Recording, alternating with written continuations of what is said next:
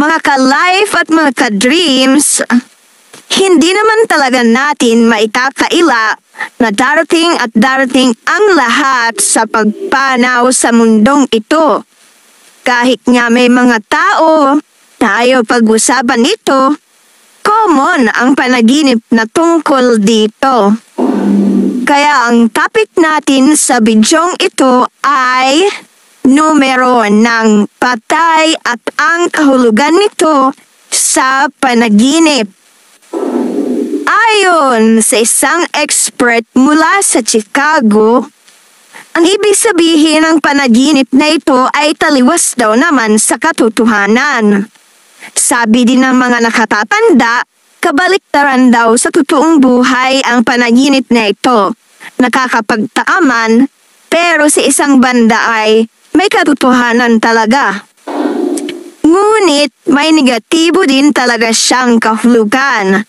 Dahil ang panaginip na ito ay maaaring magdala sa atin upang salaminin at tuklasin kung mayroon nga bang part ng ating kaisipan na puno ng pangamba, ng takot at pagkabalisa, ng kaguluhan o kaya galit.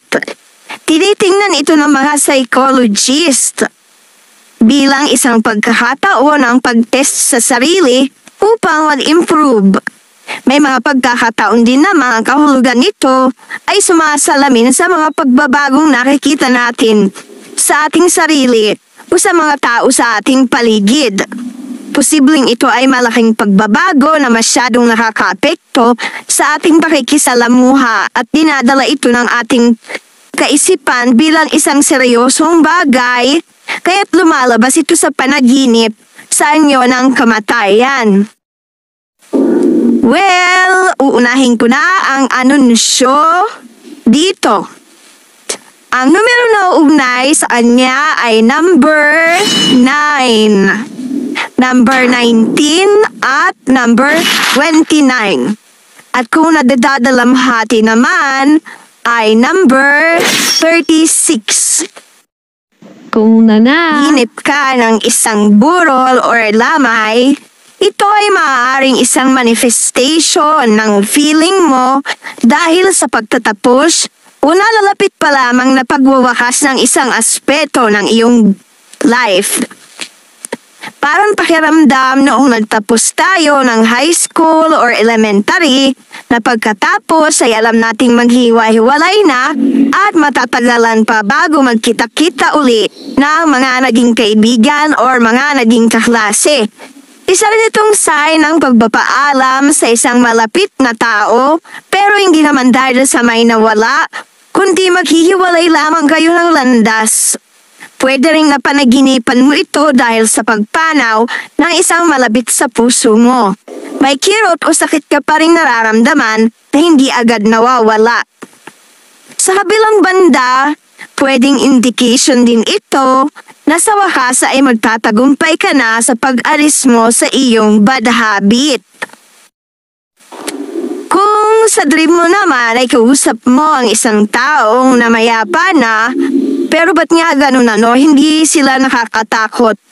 Kasi buhay sila sa dream. Malimit ako makapanaginip ng ganon. And then pagising ko, iniisip ko palagi bakit siya. Ang ginagawa ko ay tinataya ko agad ito sa waiting. Combination lang ng birth date at date ng kamatayan. Kung malimit ay sahod, minsan lang makatumbok. Depende pa rin yan sa mga numbers kung paano mo i-arrange. At depende pa rin yan kung talagang swerte ka. Kung ikaw naman ay kasalamuhan ng mga taong matagal nang pumanaw sa Earth, ito ay nakangahulugan lamang na hindi ka patuluyan nakakalimot sa unayan nyo.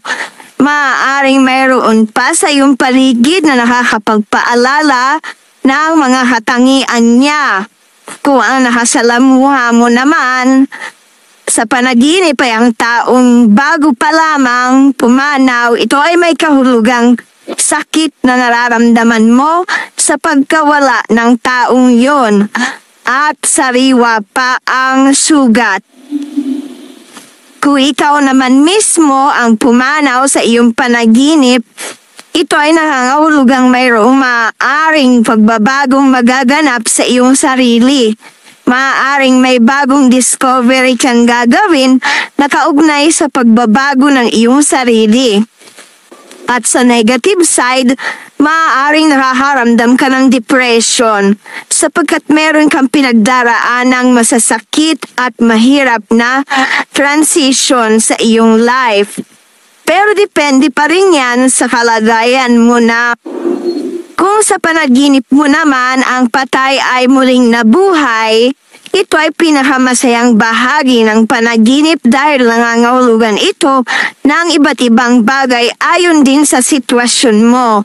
Maaari din namang ito ay kagalingan mula sa karamdaman, pagbuo ng bagong relationship at pagkakataong kumita o pag-usbong ng bagong knowledge na magbibigay ng malaking kapakinabangan sa future. Ito ay nangangahulugan din ng paglago ng espiritual na situation.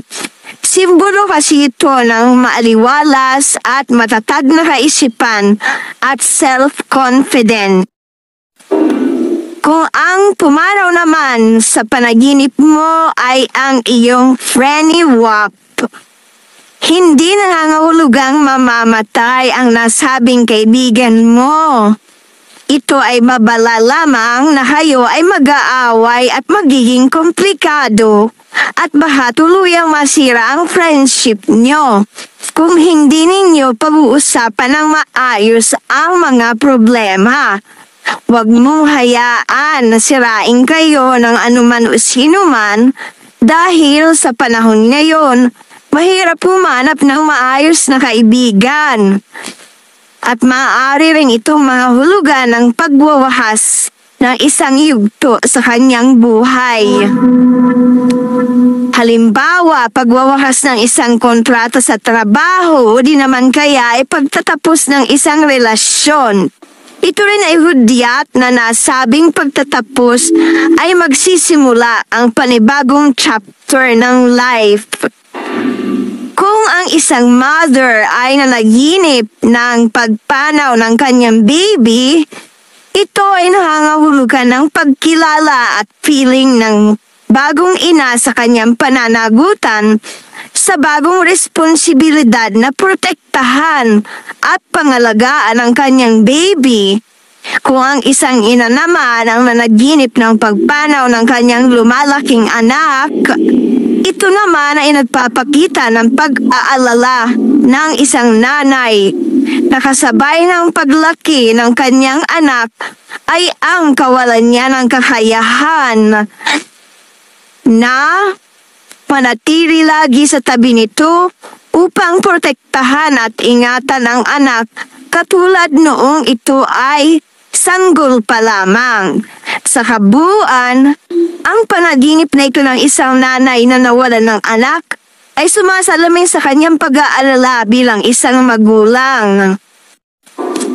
Kung ang iyong asawa naman o kaya jowa ang pumanaw sa panaginip mo, ibig sabihin nito, isang posibleng negosyo na nais mong gawin at balak mong mahmuhunan ng malaking halaga.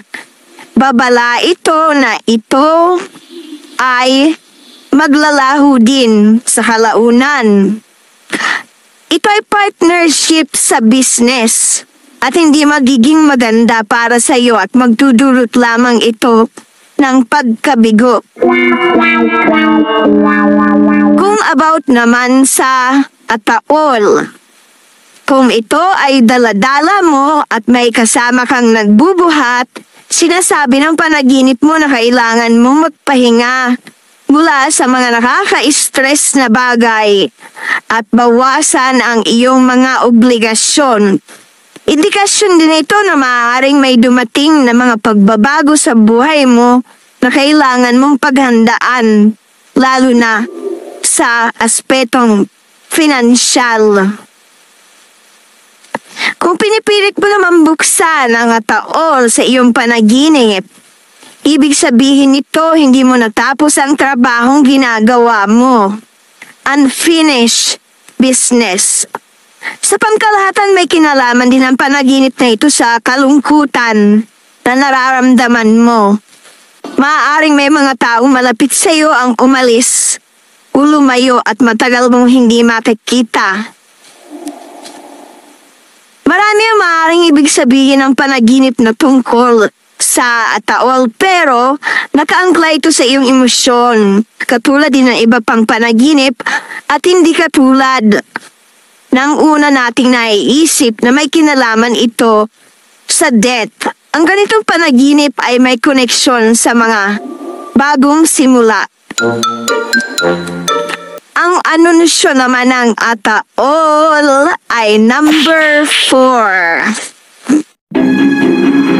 Kung sa panaginip mo mayroong tao na nasa loob ng coffin, kahit hindi mo nakilala o natatandaan, maugnay ito sa iyong mga sikreto, katapatan at pagkitiwala.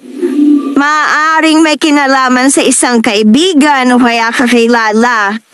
Pwedeng may kinalaman ito sa isang friend na magsasabi ng sikreto niya sa'yo na magdadala lang sa'yo ng sakit ng ulo.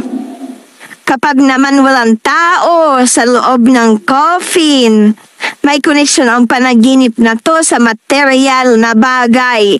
Maaaring may kinalaman ito sa pagbili mo ng mga bagong gamit para sa bahay.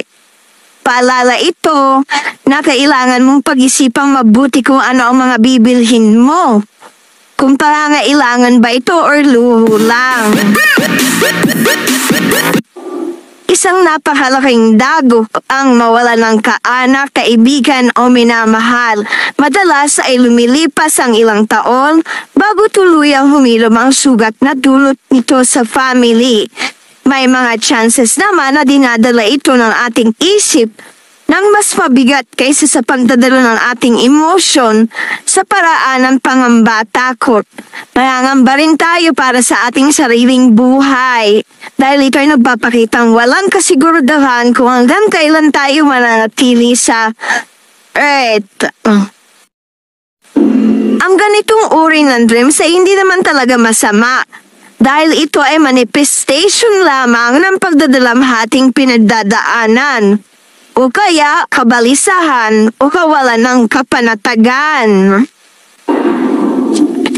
Sabi nga, ang takot ay nasa isip lamang. Oh yes! Kahit sino naman maaari magkaroon ng ganitong dreams.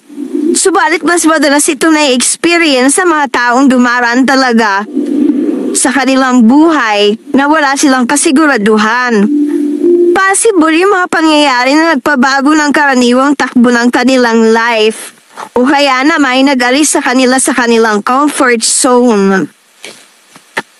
Dahil nababago ang routine at nabubuo ang pag-aalinlangan. Nai-stuck ito bilang worriedness sa likod ng ating isip kaya sa mga itong pagkakataon, kailangan lagi tayong matatag para maharap natin ang lahat ng mga takot at kung anumang mga pagsubok. Ang numero nga pala ng takot ay number 21. Okay, sa kabuuan, ang panaginip na tungkol sa kamatayan ay hindi naman dapat maging dahilan ng pagkatakot o ng pangamba. Ayon sa mga eksperto, nangangahulugan lamang ito ng kamatayan sa lumang pamamaraan ng pamumuhay at pagsisimula ito ng panibagong yugto ng buhay. At anuman ang panaginip na ating nararanasan, pangit man o maganda, piliin nating manatiling positive. Katatakutan man ito, ay laging nasa pagpili pa rin natin nakasalalay ang magiging bunga nito para sa ating future. Kaya kung meron pa ko hindi na-mention, paki-comment sa ibaba para naman masagot kita. At syempre ka-dreams, kung hindi ka pa nakakapag-subscribe sa channel ko, pakiclick naman ito. At pakalembang na rin, like and share na din. Thank you so much!